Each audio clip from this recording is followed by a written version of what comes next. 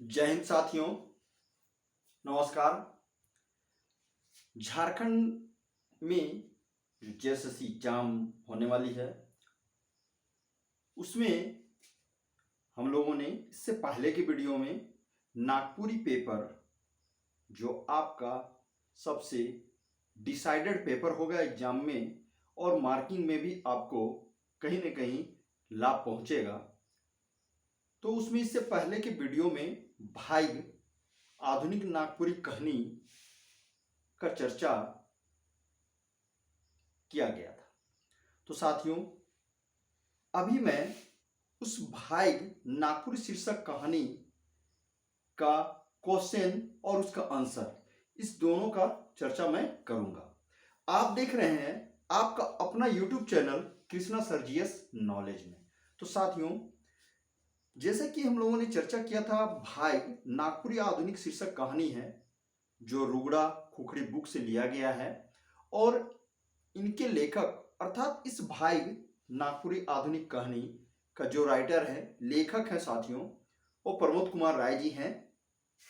और इस भाई नागपुरी जो आधुनिक कहानी है उनका मुख्य पात्र है, यह कहा जाए इंपॉर्टेंट रोल अदा करने वालों में प्रमोद कुमार राय ने जिसे आधार बनाकर भाई नागपुरी कहानी लिखे हैं, वो पात्र है शिवा और उसके साथ है उनकी पत्नी पारो।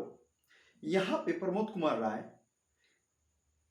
गरीबी कैसा एक बेईमान चीज है जिसके संदर्भ में एक मध्यम वर्गीय परिवार की गरीबी और उनके साथ आने वाले तरह तरह की कठिनाइयों बहुत मार्मिक चित्रण यहाँ किए हैं। जैसा कि आप जानते हैं, बहुत ही गरीब घर के परिवार का शिवा था और वो चाहता था पढ़ लिख के कुछ करें और वो स्कूल से में जिसमें पढ़ाई कर रहे थे उसमें बहुत तेज बुद्धि के थे, इसका उन्होंने प्रमाण भी दे दिया था। कॉलेज में जब पढ़ रहा था उसमें भी वो सही थे कहा जाए तो, उनके ज्ञान की प्रकाष्ठा थी। परंतु उनके पिताजी को उन पर तो गर्व था ही, बट होता क्या है, अपनी गरीबी के कारण उनके पिताजी उनको सही टाइम से कोई हेल्प नहीं कर पाते हैं, ना पढ़ाई लिखाई में और ना ही उनसे अन्य चीज़ों में। यही वजह है कि वो बीएससी फाइनल ईयर का एग्जाम नहीं लिख पाते हैं और एग्जाम छूट जाता है और इसी दौरान उन्हें काम की तलाश करनी पड़ती है। पर सत्य उन्हें काम भी मिल जाता है, जल्दी कारखाने में काम लग जाती है। अब एक यहाँ पे हिंदुस्तान में ना, हमारे भारत में या हमारे झारखंड राज्य में आप यह जानते हैं कि जैसे नौकरी लगी कि नहीं किसी भी तरह की, तो घर के माँ पिताजी जो होते हैं, हाँ बेटा है बेटी शादी कर दो। तो यहाँ भी शिवा का वही मापदंड रहा है। उनके पिताजी उनके माँ जल्द से एक लड़की देख लेते हैं और उनके शादी विवाह का बात करते हैं। और यहाँ ये बतलाया भी गया है कि जब लड़का राजी है तो शादी करने में क्या दिक्कत है। इसी संदर्भ में पारस उनकी विवाह हो जाती है।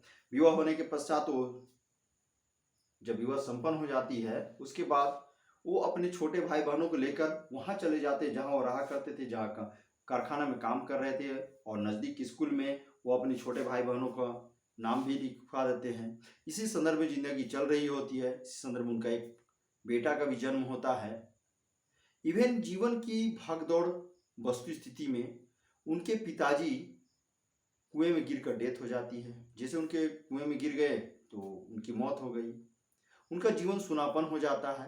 वो समझ नहीं पाता है कि मैं नौकरी करूं या फिर घर परिवार देखूं, छोटे भाई बहनों को देखूं। बहुत तरह तरह की कठिनाइयां आती हैं। इसी असमंजस में परेशान रहते हैं।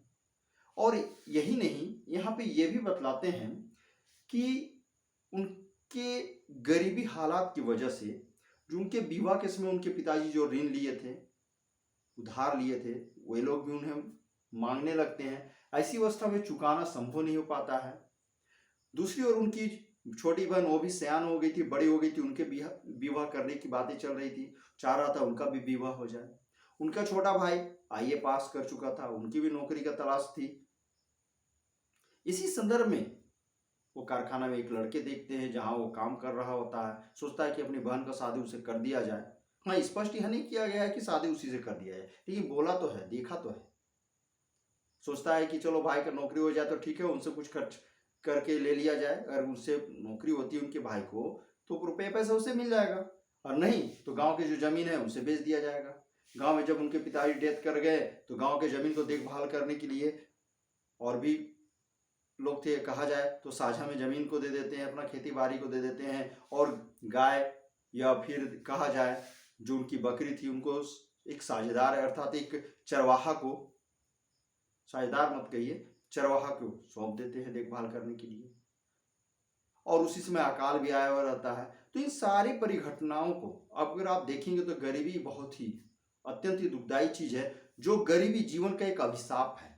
इसी संदर्भ में प्रमोद कुमार राय ने भाग्य जो इंसान के जीवन में आता है उसी भाग्य को आधार बनाकर उन्होंने भाग्य नागपुरी शीर्षक कहानी लिखा था।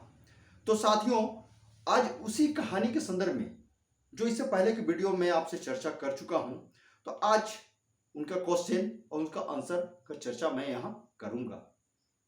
आप देख रहे हैं अपना YouTube channel Krishna sir GS knowledge में, तो इस नॉलेज को और गेन कीजिए, और साथ ही इस चैनल को आप जल्द से जल्द सब्सक्राइब अवश्य करेंगे और जुड़ जाएंगे इस चैनल के साथ, ताकि आपको नए नए कंटेंट आपके एग्जाम के लिए जो बहुत ही इंपॉर्टेंट है वो आपको मिलते रहेंगे। चलिए साथियों, मैं भाग्य नागपुरी शीर्षक आधुनिक कहानी का क्वेश्चन और उसके साथ उनका आंसर क्या होगा इस पर चर्चा करता हूं। चलिए आगे बढ़ते हैं।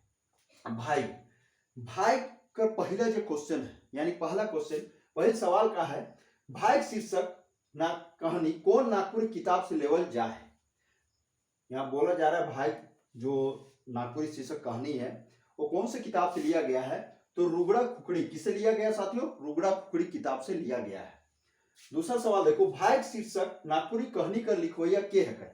अब बोला जा रहा है कि भाग्य नागपुरी शीर्षक कहानी को लिखने वाला कौन है, उनका लेखक कौन है। अगर एक लाइन में कहा जाए तो उत्तर क्या होगा, प्रमोद कुमार राय। प्रमोद कुमार राय इनके क्या है, इनके लिखने वाले हैं, अर्थात इस नागपुरी आधुनिक कहानी भाग्य को लिखने वाले प्रमोद कुमार राय जी हैं। तीसरे सवाल देखिए, भाग्य शीर्षक नागपुरी कहानी कर मूल पात्र कर का नाम है। अब ये भाग्य नागपुरी शीर्षक कहानी है, इनके मुख्य पात्र का क्या नाम है। तो मुख्य पात्र जैसे कि हम लोगों ने बार बार कहानी में चर्चा किया था, उनका मुख्य पात्र कौन है, शिवा। तो उत्तर क्या होगा, शिवा। देखिए नागपुरी में क्या है ना, हर्षिकार दीर्घिकार हर्षुकार जो भी हो वो कहीं किधर से भी लिख दीजिए वो सब सही हो जाता है, इसलिए कि इसमें मानकीकरण नहीं हुआ है। हिंदी का मानकीकरण हुआ है, अगर आकार हर्षिकार दीर्घिकार में आप अगर अंतर कर रहे हैं तो वहां गलत हो जाएगा, बट क्या है नागपुरी में ऐसा नहीं है। सवाल देखिए, चौथे नंबर सवाल देखिए, भाग्य शीर्षक नागपुरी कहानी में यानी भाग्य शीर्षक कहानी में प्रमोद कुमार राय केकर पारिवारिक जिंदगी का चर्चा कई है। यहाँ बोल रहा है भाग या भाग्य नागपुरी आधुनिक शीर्षक कहानी है, उनके लिखने वाले कौन है, प्रमोद कुमार राय जी हैं। तो प्रमोद कुमार राय जी किनके परिवार को लेकर यहाँ पे भाग्य नागपुरी शीर्षक कहानी का चर्चा किए हैं, इस तरह एक कहानी का आधार लिए हैं। तो क्या है, उत्तर क्या होगा, शिवा। उत्तर क्या हो जाएगा, शिवा। अगला सवाल देखिए 5 नंबर, भाग्य शीर्षक कहानी में केकर नसीब में आराम नहीं रहे। यहां बोला जा रहा है कि भाग्य आधुनिक नागपुरी शीर्षक कहानी है, उसमें किनके नसीब में कभी भी आराम नहीं लिखा था, इस संदर्भ में बतलाया गया है। तो उत्तर क्या होगा, शिवा केर। क्या है, शिवा का, यानी शिवा मुख्य पात्र है, उनके जीवन में कभी आराम नाम का चीज नहीं था। नेक्स्ट क्वेश्चन देखेंगे 6 नंबर, भाग्य शीर्षक कहानी में शिवा कर बोहरिया कर का नाम रहे। यानी भाग्य नागपुरी शीर्षक कहानी है, उसमें शिवा की पत्नी वाइफ का क्या नाम है। तो उत्तर क्या होगा, पारो। उनकी पत्नी का क्या नाम था, पारो। उत्तर पारो होगा। 7वां क्वेश्चन देखिए, नेक्स्ट क्वेश्चन में, भाग्य शीर्षक कहानी में शिवा का में पढ़त रहे। यानी भाग्य नागपुरी शीर्षक कहानी है, उसमें शिवा किस चीज में पढ़ाई कर रहा था, बीएससी में कर रहा था। उत्तर क्या होगा, बीएससी फाइनल ईयर में था, जो वो लास्ट कहा जाए लास्ट ईयर का एग्जाम नहीं दे पाया था, जब उनके एक तरह से देखा जाए उनके पिताजी की आर्थिक स्थिति सही नहीं थी और वो एग्जाम नहीं दे पाए थे। नेक्स्ट क्वेश्चन 8 नंबर देखिए, शिवा जे बेरा बीएससी पूरा नहीं करे पारलक और उकर बाद वो कहाँ नौकरी करे लायक रहे। यहाँ बोला जा रहा है शिवा जिस समय बीएससी फाइनल नहीं कर पाया है एक तरह से, और उसके बाद वो काम की तलाश में था, तो कहाँ नौकरी करने लगा था? उत्तर क्या होगा? कारखाना में, एक कारखाना में वो काम करने लगा था। उत्तर होगा वही। 9th क्वेश्चन देखिए, मुद्दा प्रकृति का लीलाव बड़ा विचित्र है, आदमी का जिंदगी अगर बेकार बेगर दुखे के बीत जाए तो उस जिंदगी का इस संवाद कौन आधुनिक नागपुरी कहानी से लेवल जाए। बहुत इंपॉर्टेंट है। ऐसे ही एक और कंटेंट है, देखिए फिर से मैं यहाँ रिपीट कर रहा हूँ। मुद्दा प्रकृति का लीलाव बड़ा विचित्र होल, आदमी का जिंदगी अगर बेगर दुखे के बीत जाए तो उस जिंदगी का इस संवाद कौन आधुनिक नागपुरी कहानी से लेवल जाए। यहाँ बोला जा रहा है शिवाजी समय बीएससी पूरा कर लिया था, वो तो नेक्स्ट क्वेश्चन पहले हो चुका है। नेक्स्ट 9th वाला क्वेश्चन में हम लोग देख रहे हैं कि मुद्दा कहना, लेकिन प्रकृति का लीला बहुत विचित्र है, अगर मनुष्य के जीवन में अगर दुख नहीं है तो जिंदगी जीने का क्या मतलब है? कोई ऐसा जिंदगी नहीं है, तो ऐसा संवाद कौन नागपुरी आधुनिक कहानी से लिया गया है? तो उत्तर क्या होगा? भाई।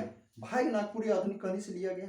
ऐसा कंटेंट आपको दे देगा, कोई भी टॉपिक से उठाएगा और इसी तरह कंटेंट देगा और पूछेगा इस कौन से शीर्षक लिया गया है, उसके लेखक कौन है, इस तरह क्वेश्चन बनता है।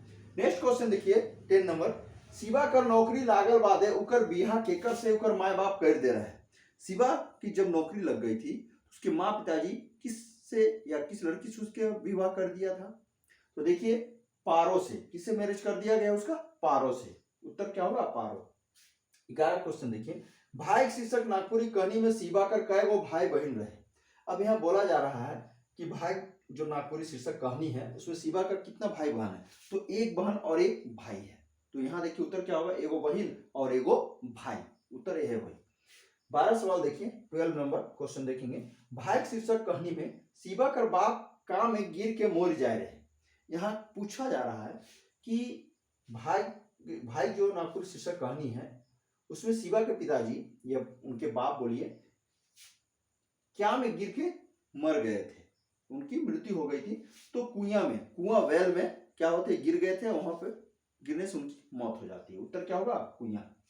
नेक्स्ट क्वेश्चन 30 नंबर, शिवा अपन गांव में गरु छगरी के देखे के लिए केकर बंदोबस्त कर दे रहे। जब उनके पिताजी मर गए तो उनके जीवन तो लाले पड़ गई। ऐसे में गांव के जो बकरी यहाँ देख रहे हैं हम लोग यहाँ कि उनके गांव में गरु छगरी यानी गाय और बकरी है, उनको देखने के लिए बंदोबस्त या व्यवस्था कर दिया था। तो उत्तर क्या होगा? देखिए एगो चरवाहा कर, एक चरवाहा यानी गाय चराने वाले जो होते हैं गाँव देहात में देखेंगे, उनको व्यवस्था कर दिया गया था कि आप गाय और बकरी क्या करेंगे, छगरी क्या करेंगे, चराएंगे।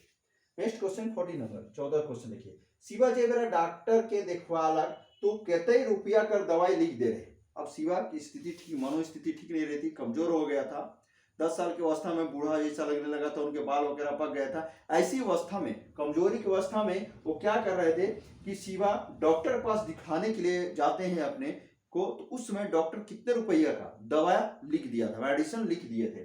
तो देखिए उत्तर क्या होगा? 50 रुपया का। तो शिवा को 50 रुपया का दवा डॉक्टर ने लिख दिया था। नेक्स्ट क्वेश्चन, शिवा कई गो छुआ पुता कर बाप बन जाए रहे। अब 10 साल के अंतराल में यानी में देखेंगे शिवा कितने बच्चों के पिताजी बन गए थे, बाप बन गए थे। तो 5 गो छुआ पुता कर वो बाप बन जाए रहे, यानी कहा जाए 5 बच्चों का वो पिताजी बन गए थे, बाप बन गए थे। नेक्स्ट क्वेश्चन 16 नंबर, शिवा कर बड़ बेटा कौन क्लास कर इम्तिहान देवे वाला रहे। अब यहाँ नागपुरी जो भाई नागपुरी शीर्षक कहानी है उसमें शिवा का बड़ा बेटा कौन क्लास का परीक्षा देने वाला था या परीक्षा देने का तैयारी कर रहा था। तो 7वां क्लास का तैयारी कर रहे। इस तरह उत्तर क्या होगा? 7वां क्लास का। नेक्स्ट क्वेश्चन, शिवा कर भाई कौन क्लास पास कर रहे। अब शिवा का भाई जो है कौन क्लास पास किया था, तो कौन सा क्लास पास किया था? आईए पास किया था, इंटरमीडिएट। नेक्स्ट क्वेश्चन, शिवा अपन बहिन कर बिहा करे के लिए जे लड़का देख रहे वो कहाँ काम करत रहे। अब यहाँ बोला जा रहा है कि शिवा अपनी बहन का विवाह करने के लिए जो लड़का देखा था वो लड़का कहाँ काम कर रहा था, यही पूछ रहा है यहाँ पे। तो लड़का कहाँ काम कर रहा था साथियों? कारखाना में, यानी कारखाना में शिवा कर साथे। तो जिस कारखाना में शिवा क्या कर रहा था, काम कर रहा था, उसी कारखाना में देखेंगे कि वो लड़का भी काम कर रहा था जिससे शिवा अपनी बहन का विवाह करना चाहता है। और साथियों एक ऐसा कंटेंट मैं बताने जा रहा हूं आपको जो आपका एग्जाम में पूछ सकता है। वो क्या है ना, टॉपिक जो होता है, जो स्टोरी हम लोग पढ़ते हैं ना, उसका बीच से कोई पंक्ति उठा देगा, कोई सेंटेंस उठाएगा और आपको पूछेगा। जैसे कि यहाँ पे हम लोगों ने किया था, मुद्दा प्रकृति का लीला बड़ा विचित्र होयल, आदमी का जिंदगी अगर बेगर दुखे बीत जाए तो उस जिंदगी का इस संवाद कौन आधुनिक नागपुरी करने से लेवल जाए। इसी तरह का नेक्स्ट पंक्ति एक इंपॉर्टेंट है जो अंडरलाइन करके मैंने आपको अंडरलाइन कराया था, फिर ध्यान से सुनिएगा। देखिए क्या है, विपरीत एकले नहीं आवे, कंटेंट है, ध्यान सुनिएगा। ये विपरीत एकले नहीं आवे से बात सचे है कि ओहे साल गोटे राइज में जैसन अकाल पड़लक कि सोचले एखनो गतर कर रुआ खड़ा हो जाए, भगवान ईसन दिन दुश्मनों के ना देखा। ये पंक्ति या यह पंक्ति जो है आपके बुक में अगर आप पढ़ रहे होंगे तो इसको अंडरलाइन करके रखिएगा, बहुत इंपॉर्टेंट है, पूछ सकता है। फिर से मैं रिपीट कर रहा हूँ, विपरीत एकले नहीं आवे से बात सचे है कि वह साल गोटे राइज में जैसन अकाल पड़लक कि सोचले एखनो गतर कर रुआ खड़ा हो जाए, भगवान ईसन दिन दुश्मनों के ना देखावे, इस बात कौन आधुनिक नागपुरी कहानी से लेवल जाए। तो ऐसा कहानी किससे लिया गया है, भाग नागपुरी कहानी शीर्षक से ऐसा लिया गया है। तो साथियों ये है भाग नागपुरी आधुनिक कहानी का क्वेश्चन और उसका आंसर। तो साथियों ये आपके एग्जाम के लिए बहुत इंपॉर्टेंट है। आपको ये वीडियो कैसी लगी साथियों, मुझे अवश्य ही कमेंट करेंगे, शेयर करेंगे, लाइक करेंगे। मैं फिर आपसे रिक्वेस्ट कर रहा हूं, आप सब्सक्राइब अवश्य इस चैनल को कर दीजिएगा और सब्सक्राइब करने के साथ ही जुड़ जाइएगा इस चैनल के साथ, और नए नए वीडियो के साथ आपको एग्जाम की तैयारी करने के लिए मैं जो वीडियो बना रहा हूं वो आपको पहुंचाने का प्रयास कर रहा हूं, ताकि आप तक पहुंचे और आप अपनी तैयारी को अच्छी तरह से आगे बढ़ा सके। तब तक के लिए साथियों चलिए, जय हिंद।